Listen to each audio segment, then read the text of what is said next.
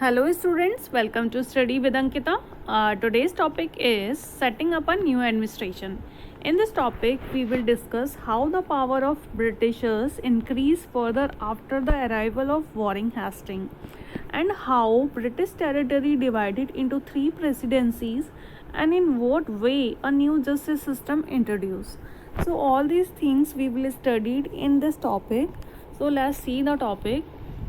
Warring Hastings, Governor General from 1773 to 1785, was one of the many important figures who played a significant role in the expansion of company power. Warren Hastings governor general रहा 1773 से लेकर 1785 तक. जब warring Hastings governor general रहा तो उसने काफ़ी सारे इम्पोर्टेंट चेंजेस को लेकर आया. इसके अलावा काफ़ी इम्पोर्टेंट रोल भी इसने प्ले किया कंपनी की पावर को एक्सटेंड करने के लिए.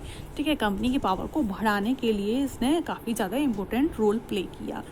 जब वॉरिंग हेस्टिंग आया, वॉरिंग हेस्टिंग के आते आते कंपनी ने काफ़ी ज़्यादा पावर एक्वायर कर ली थी बंगाल में. ठीक है, इसके अलावा बॉम्बे और मद्रास में भी इन्होंने काफ़ी ज़्यादा पावर एक्वायर कर ली बाद में.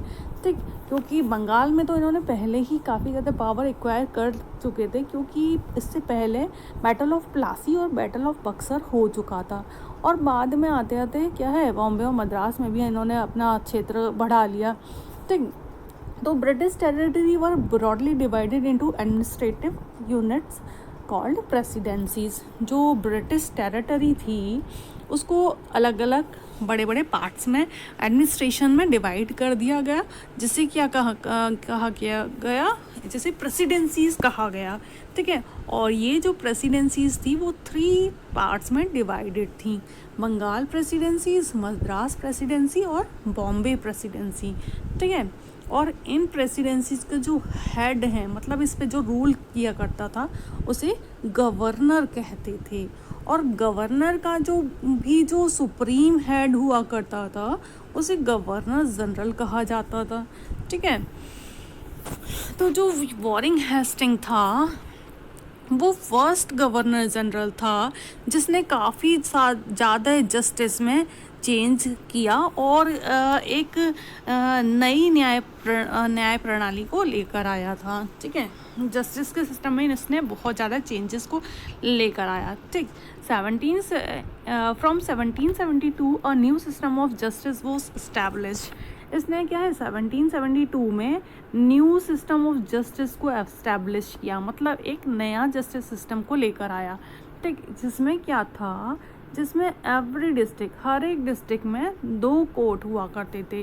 पहला था हमारा क्रिमिनल कोर्ट जिसे हम फौजदारी अदालत कहा करते थे. दूसरा था सिविल कोर्ट जिसे दीवानी अदालत कहा करते थे.